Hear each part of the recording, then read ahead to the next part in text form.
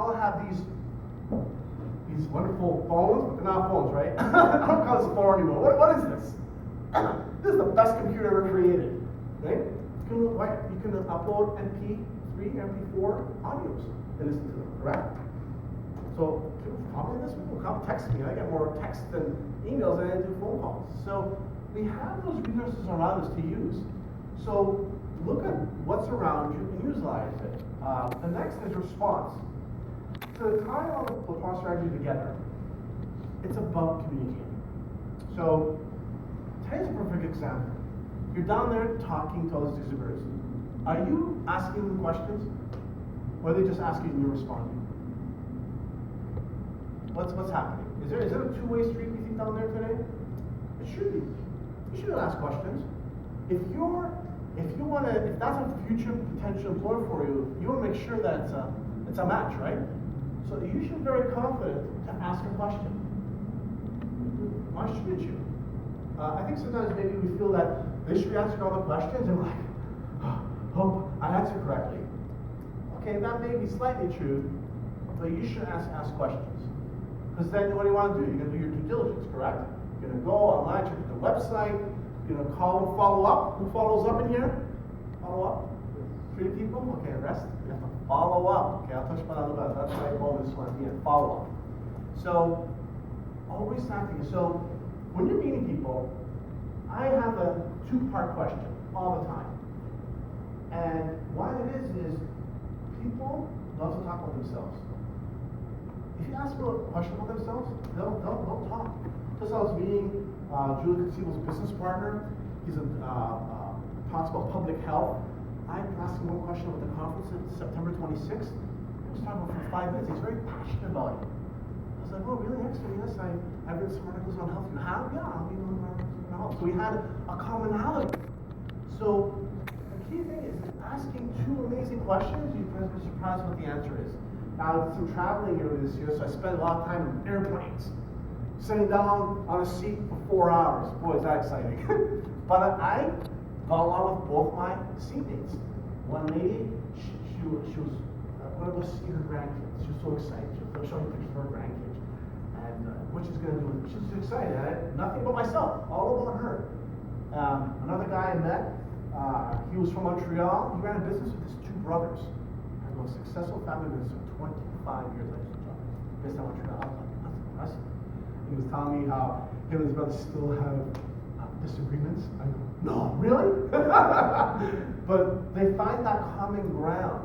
And they're a very small company. They haven't grown that much. But again, it's all about that chemistry. And he was going to I was going to San Antonio, Texas, so there was a lot of conventions happening in Dallas that weekend. But again, it's about having a general conversation. I'm on that plane. I could watch it. Didn't have any movies. I read all my books that I brought with me. So have a conversation. So something to practice. So presentation, attitude, response. Do it all over and over again. You will be impressed because I believe we all are great communicators. We all have great experiences. Haven't we traveled? Haven't you traveled in the last 5 years? Okay. Where have you been? US. Where have you been? U.S. Okay. Where in the U.S.?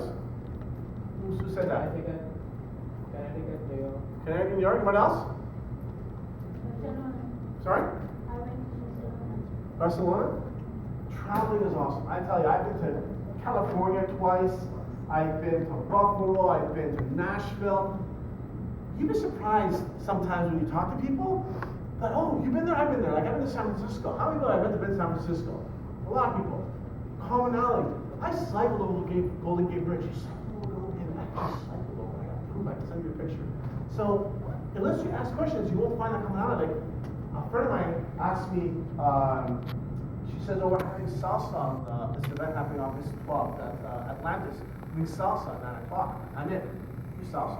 Man, I've been working for 10 years. I never do a salsa dance. I go salsa dancing twice every month. You do? So I can't wait. She was like, I didn't know about you. I go, well, you didn't ask. Right? You know, I'm a cyclist. I love cycling. I cycle all over the city. So, again, that commonality, it's about asking those right questions. So, the thing we need to do that is ask the right questions and get the answers. Next is a very interesting topic. is about interviews, interview techniques. So, as I said earlier, which I'm good on time here, is the 21st century now, things have changed. A lot of organizations now call you up and they say, well, can we have a phone interview, right? Before you even come in and speak to the decision maker.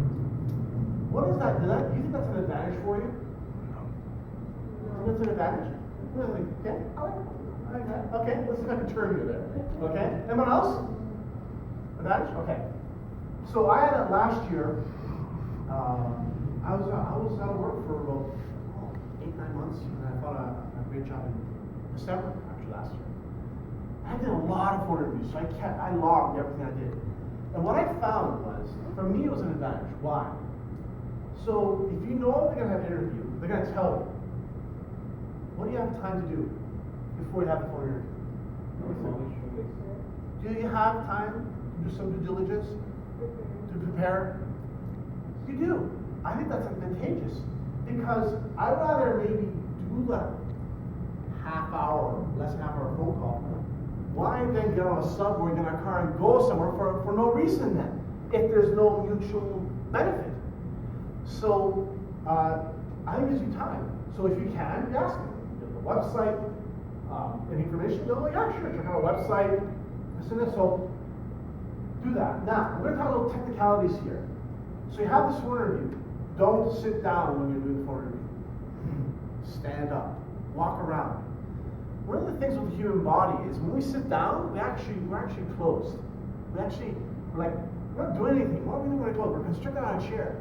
But when you stand up and you're moving, your body works. You're actually thinking. your brain starts working. Right? So walk around first thing. I'm on the phone, I just put my headset on, I'm walking. I'm doing an interview, I'm walking. Next thing is the due diligence. You're gonna ask questions about their culture. They're gonna ask you questions. And if you have a chance, get a pen and paper and write down their questions. Next thing is, you can delay. So if they ask you a question and you need more time, what can you do? What can you do? Please repeat the question. Who said that? How many times have you heard that on TV? Where have you heard that state on TV? Spelling bees. Remember watching Spelling Bees? Yeah. Spelling bees. Spell, facetious. What do they usually say? Can you repeat the word? What are they doing? They may know the word. Can you put the word in the name of can you put the word in a sentence? You know? Happens almost every time. Every time. Even they know it, they do it to make sure. Because a lot of them they got it in their head, but they need to give themselves time to make sure they got it right. Watch Spelling Bees. It may seem a little boring exercise. Watch 10 minutes of it. You can go online and watch a spelling bee online. You'll see they're delaying. So delay, and not in the sense that too long, but just to get your thoughts figured out as to what you're gonna say.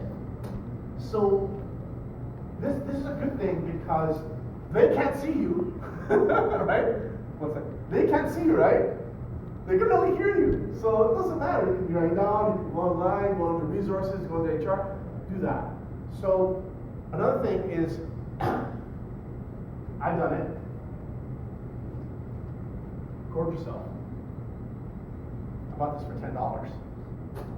Record yourself. Why? Why would you record yourself? Yes? You can review it and see maybe how you came across, maybe not as confident, maybe you were spelling in the answers or Exactly. The HR journalist that I spoke to recently, she says looking for a job is a full-time job. I'm like, man, I don't really like that statement. But it's actually true because you're putting effort into something to make sure that's going to work. So why not record yourself? Why not do that? Catch me. Maybe you're saying and ah too many times. Maybe you're saying I too many times. Maybe there's things you're saying that even though you may not realize because you're doing it then. So again, you have to understand yourself. And for myself, is I realize I have some things that I always need to work on. There's no doubt. The more times I practice, the better I get. This presentation, I was practicing it for a couple of days. Even though I know this, I'm still practicing it. So, the interview. What else can you do with the interview? Some of the other things that haven't been mentioned yet. What else can you do with the interview? Do you know the